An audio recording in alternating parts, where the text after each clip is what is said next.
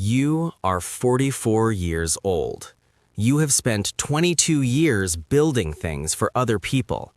Hotels, office complexes, private residences for people with more money than they know what to do with. You have overseen projects worth tens of millions of dollars. You have managed crews of hundreds. You have delivered on time and under budget, in conditions that would have broken most people in your industry. You are one of the best construction project managers in the country. And you are broke. Not personally broke, not exactly. You have a house, you have a car, you have a daughter in her second year of university whose tuition you are paying in installments that are becoming harder to meet each semester. You have a business that is technically profitable and practically hemorrhaging money because 3 clients in a row defaulted on payment, and the legal process of recovering what you are owed is slow and expensive and uncertain. You have been in this industry long enough to know that the best builders are rarely the richest ones. The call comes on a Wednesday afternoon, a referral from someone you worked with 8 years ago on a hotel project in the South. He describes the client as a private, very private. Construction of a residential property, significant scale. Budget is not a constraint. You ask what significant scale means. He gives you a number. You ask him to repeat it. He repeats it. You tell him you are interested. You should have asked more questions. The site is 3 hours outside the city. You drive out on a Thursday morning, following coordinates rather than an address. The location is not on any map you can find. You tell yourself this is simply because it is undeveloped land in a remote area. You know this is probably not the reason. The land is extraordinary. 600 acres of private property in a mountain valley, completely enclosed by natural terrain on 3 sides and a private access road on the 4th. The kind of site that landscape architects dream about and ordinary clients cannot afford. The kind of site that communicates before a single foundation has been dug, that whoever owns this has resources that go beyond wealth, into something closer to sovereignty. A man meets you at the gate. He introduces himself as the site manager.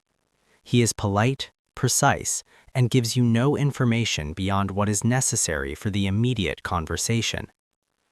He shows you the plans. The plans are extraordinary. A main residence of approximately 12,000 square feet, 4 separate guest structures, a security facility described in the documents as a staff accommodation block, but whose specifications suggest something else entirely. Reinforced concrete, no windows on 2 sides, a separate power and water supply, underground parking for 40 vehicles, a landing pad, a perimeter road, and on page 47 of the architectural drawings, almost hidden between 2 utility specifications, a room labeled only as Storage B. Storage B has walls that are 1 meter thick. It has a single entrance with a door specification that you recognize from your experience with government projects. The kind of door designed to withstand things that doors are not normally required to withstand. You make a note of it. You say nothing about it. You take the job. The crew arrives on a Monday. Not your usual crew. You have managed construction projects for 22 years, and you know how crews work, how they arrive, how they talk, how they complain about the coffee and argue about the schedule, and take slightly longer lunch breaks than they are supposed to. This crew is different. They arrive in 3 identical vehicles at exactly 7 in the morning. They unload in silence. They begin work without being directed. They do not complain. They do not argue. They do not take longer lunch breaks than they are supposed to. They do their jobs with the precise efficiency of people who have been doing exactly this kind of work for a very long time, and who understand that the work requires a certain kind of silence around it. You have managed hundreds of workers in your career. You have never managed anyone like these. The work proceeds faster than any project you have ever overseen. Foundations in 2 weeks, structural frame in 6. The main residence takes shape with a speed that should not be possible, and is only possible because every person on this site is working at the absolute limit of their competence every single day without exception. You begin to understand the scale of what you are building. The main residence alone would rank among the finest private homes in the country. The materials being used, the stone, the timber, the glass, the fittings, are the kind that appear in architecture magazines as aspirational examples of what money can achieve when it is applied without restraint. But it is the underground level that stays with you. 3 floors below ground, tunnels connecting the main residence to each of the guest structures, a room at the deepest level, not storage B, a different room, one that was not on the plans you were originally given and that appeared in a revised set delivered to you in week 4 without explanation, with a ventilation system that would be excessive for any legitimate purpose you can think of. You build it anyway. What else are you going to do? You meet him in month 3. Not at the site, at a restaurant in the city. A private room, no other diners. The kind of arrangement that you are beginning to recognize as a pattern in your new professional life. He is younger than you expected, late 30s perhaps, well-dressed in the way that people are well-dressed when clothing is simply not something they think about because it has never once been a constraint. Calm, unhurried, the particular stillness of someone who has never had to wait for anything. He thanks you for your work. He says the progress has been noted and appreciated. He says the timeline is ahead of expectation. He says the crew has reported positively on your management style. You did not know the crew was reporting on you.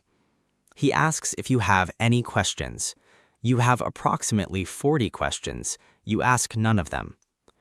You ask instead about the delivery timeline for the stone clouding on the east facade, because that is a real logistical issue and it gives you something professional to discuss that does not require you to ask about the room at the deepest underground level, or the security facility that is not a staff accommodation block, or the reason that 12 men arrived at your site last Tuesday night after your crew had left and worked until 4 in the morning on a section of the underground level that you were not shown the specifications for.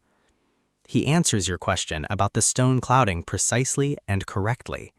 He knows more about the construction of this building than most of your clients know about their own projects. He asks if there is anything else. You say no. He nods. Then he says one more thing. He says the project is progressing well and he would like you to stay involved through completion and potentially beyond. There is ongoing work, maintenance, modifications, additional structures that will require someone with your level of competence and your demonstrated capacity for discretion. He uses that word specifically, discretion. You understand what it means in this context. You say you would be glad to stay involved. You drive home and sit in your driveway for 20 minutes before going inside. The mansion takes 11 months to complete. In that time, you learn things about construction that you did not know before. Not technical things.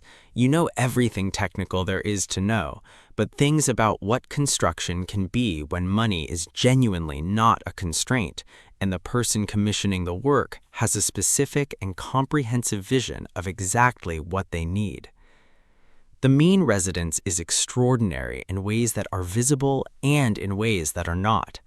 What is visible, 12,000 square feet of living space finished to a standard that you have never achieved on any previous project because no previous client has been able to afford the materials and the time that this standard requires.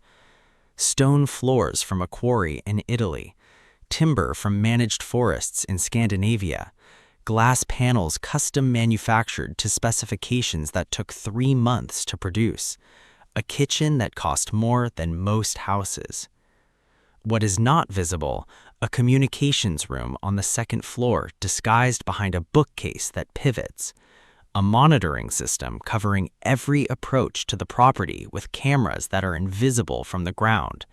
Panic rooms, not one, 3, each independently supplied with power, water, air, and food storage for 90 days.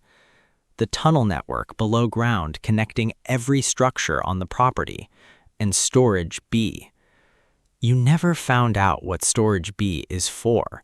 You built the room exactly to specification: 1-meter walls, single entrance, the door that costs more than most people's houses, a ventilation system calibrated for something you do not have clearance to know about. You built it, and you stepped back from it, and you did not ask. By the time the project completes, you have been paid more money than you made in the previous 7 years combined. Your daughter's tuition is no longer a problem. The 3 defaulting clients feel like something that happened in a different life. You tell yourself the work was legitimate: construction, materials, labor, management. You tell yourself you built a house. You built something. You are not sure a house is the right word for it.